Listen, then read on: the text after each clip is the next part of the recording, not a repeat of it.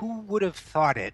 But three-quarters of a century after its creation, Social Security has become a hot political story. Here to talk about that story with us now is Daniel Marans. He is a reporter at the Huffington Post. He was formerly an interview producer for Al Jazeera, America's daily news discussion show Inside Story, and produced a previous version of this very show. So this is kind of a homecoming.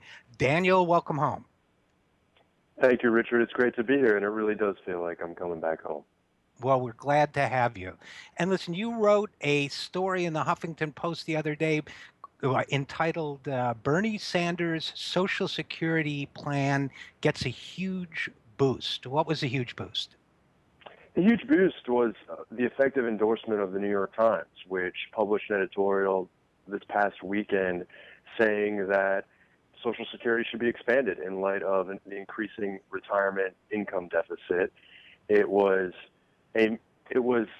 something that had been building for a long time. That position that Social Security needs to be expanded and not cut had been gaining currency, particularly within the Democratic Party, with all but two present Democratic senators signing on to an amendment sponsored by Elizabeth Warren, a non-binding amendment in the recent budget resolution calling for the expansion of benefits. But the fact that the paper of record, the mainstream liberal New York Times, that is read by arguably people that are even more influential than the politicians in corporate suites in Manhattan and at cocktail parties, that they came around to it was a big milestone.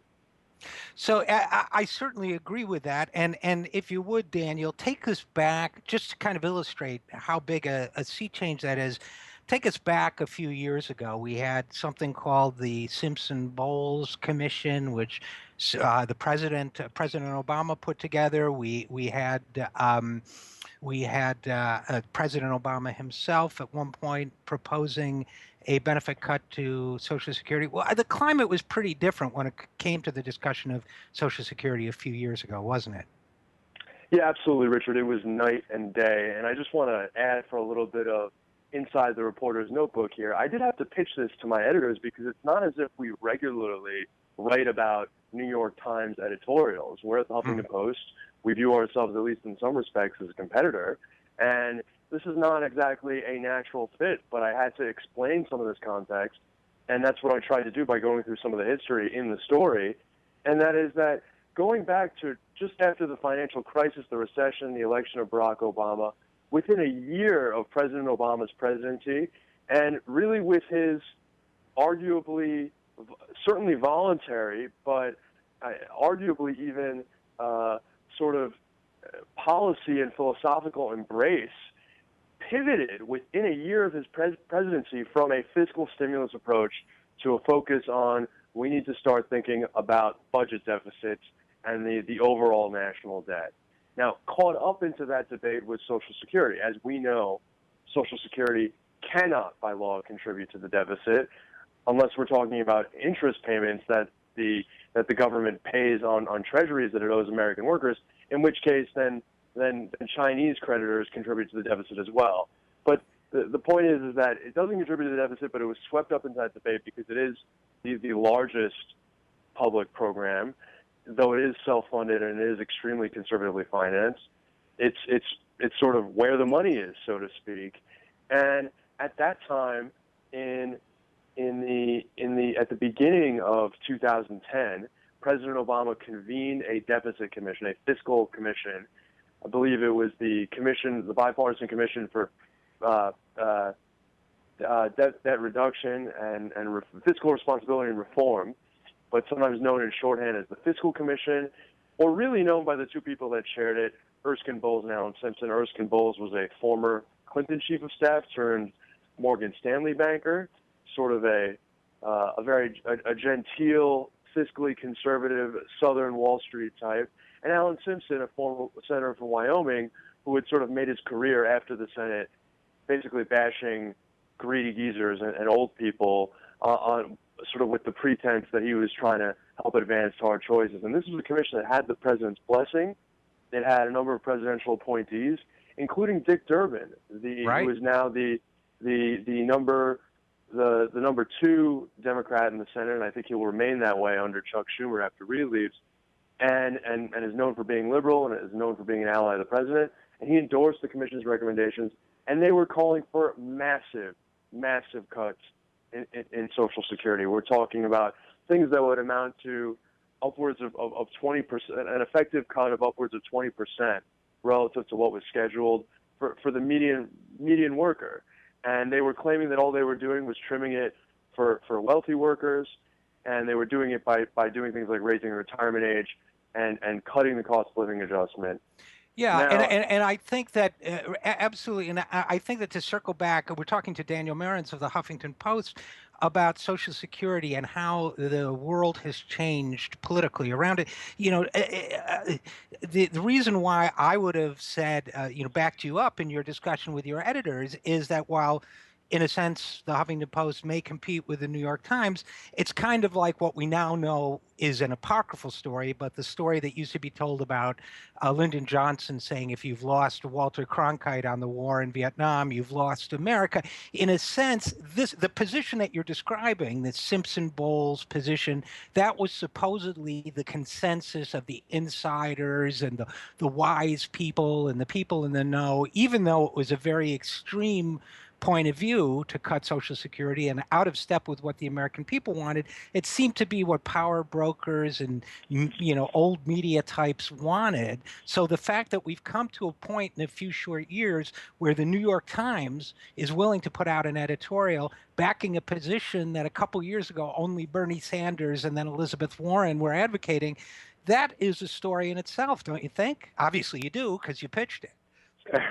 I think it absolutely is a story. Now, to be fair, the New York Times has never been sort of one of the fiscal scolds, one of the people that was saying that was I would say exaggerating some of the numbers or mischaracterizing the funding gap that Social Security faces. That would have to probably go to the Washington Post, which has very very much been more in that corner on that issue. The Times is careful by its nature. It is an arbiter of mainstream liberal opinion.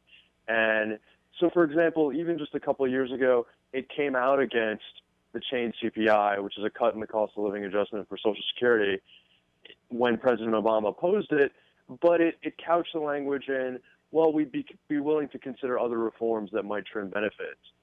So this is a situation where they were still kind of in the progressive camp even a couple of years ago, but they have certainly moved the ball, moved the line. And I think that when we talk about the reason for this debate has moved so much, I think without a doubt the efforts of progressive groups to move Democratic politicians and then from progressive Democrats to move their sort of middle-leaning colleagues has made a difference. But I think there's a couple other different things at play. I think, first of all, the economy has grown. And so the whole cloud of we need to make changes that will affect us for decades now because we're experiencing short-term deficits, the air has been let out of that balloon a little bit. There is more flexibility, more breathing room. And one thing that Dean Baker pointed out to me, who's an economist for the Center for Economic Policy and Research, Economic and Policy Research, is that we're seeing a resurgence in general of some of this kind of populist, so to speak, rhetoric of populist figures on the progressive side of the spectrum. We're seeing the phenomenon of Bernie Sanders' popularity and his unexpected rise as a presidential candidate, in part because people have experienced now for several decades both the Clintonian model of a Democratic Party that is more acquiescent, more willing to engage in international trade deals, to do things to deregulate markets, or to at least not take as hard of a line on it, and also to cut deals on some of these important social programs that are increasingly serving an important role as income inequality increases in the rest of the economy, and dissatisfaction with the Bush years. And so, and I would add, of course, Obama to that sort of overall Democratic camp. And that has played out in really interesting ways. Of course, as we know, this has never really been a partisan issue. It's been more of a sort of America more broadly and financial and opinion elites in the other corner, and with the New York Times moving into the more mainstream camp and lending their considerable imprimatur to this, that divide is slowly eroding as well. Now, and as you quoted the New York Times editorial, they said, in fact, there's mounting evidence.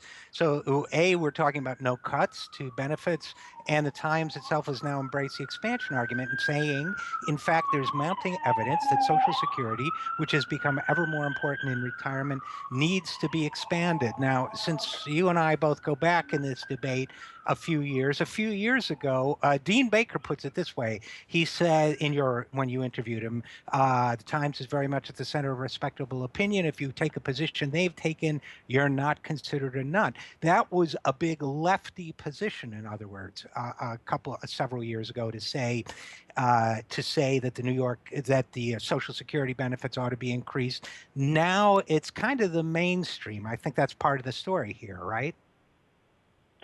Yeah, absolutely. I think that what we've seen, in a sense, the question, right? The question is the Times the cause of it becoming mainstream, or is it the effect? And I think it's a little bit of both. In other words, it reflects a situation that's changed dramatically on the ground underneath the New York Times, and the New York Times is giving it its imprimatur after the fact. But it will also only give it momentum by virtue of the power of its platform, and so. When we talk about the debate changing, as I said, I think that the threat of the numbers game behind those deficits has, on the one hand, decreased. But another thing that Dean Baker pointed out to me is that, on the other hand, that funding shortfall has actually gotten closer. And right. and in theory, if people were going to be more scared about the future of Social Security, which of course needs to be addressed and can be addressed without cutting benefits and even expanding them, then in theory, you would think that those numbers would go in reverse. So I think, or rather that the popular support would go in reverse. I think this was a long time coming. I think that the Democratic Party's gotten wise to the fact that they can't afford to sort of be wishy-washy on this issue. Though it is interesting, the way this is played out in the presidential election. Now, yes, because you have who I guess it's Trump on the Republican side is not supporting benefit cuts, although I think most of the other guys are, right? But you have Hillary is not. Bernie Sanders and Martin O'Malley are supporting expansion. Hillary Clinton has not said that, but she said she opposes cuts. Is that correct? She has not, to my knowledge, made a firm promise that she will oppose cuts. Uh-huh. But at the same time, she said in the context of a debate, and she has since provided some policy details on that she would like to enhance benefits for the most vulnerable people. Now, there have been many proposals over the years that say that they would like to lift, for example, the minimum benefit to above a poverty level, and to give caregiver credit so that you could be given credit for years of your employment work taking care of a family member, have that count toward your benefits. There are many people who have done that and combined that with very aggressive cuts. In fact, Bowles Simpson did that as well.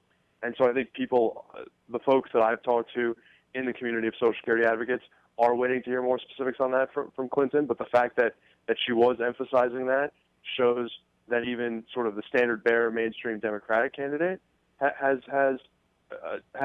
changed considerably in the way that she at least talks about the program. But of course, the very fact that you have on that debate stage, right alongside Clinton, both Senator Bernie Sanders and former Maryland Governor Martin O'Malley, who have embraced expanding benefits across the board, tells you that things have changed considerably. You know, Richard, I still think back to that moment in the 2012 debates where Barack Obama said to Mitt Romney, you know, Mitt, I think that Social Security is one area where maybe the differences between us aren't that great, aren't that significant. Right. And people were going, what? At the very least, just from a mere political perspective, that President Obama thought it was good politics to emphasize his fiscal stewardship, quote unquote, or the impression that gives by by intimating a willingness to cut the program, and to not even draw a significant distinction between himself and the Republican candidate was very disconcerting, both from a policy and a politics perspective. And I think as the politics have changed, as those policy arguments have been made, as the politics have changed, so too will the understanding around the policy. And I think it's going to be really interesting to watch the way this plays out in the election. And the only thing that I would add is that there's a very, very similar fight that's going to play out around paid family leave. I think you're absolutely right, and maybe you'll write something about that and come back and talk to us about that, because I think that is a huge issue that parallels the Social Security debate in many ways. But the fascinating development that the New York Times has changed, I think that is part of the changing political landscape. Good for you for catching it and highlighting it. And Daniel Marans of the Huffington Post, and formerly of this very program in a previous incarnation. Thanks for coming and talking about it. Pleasure to be here, Richard. Thanks for having me.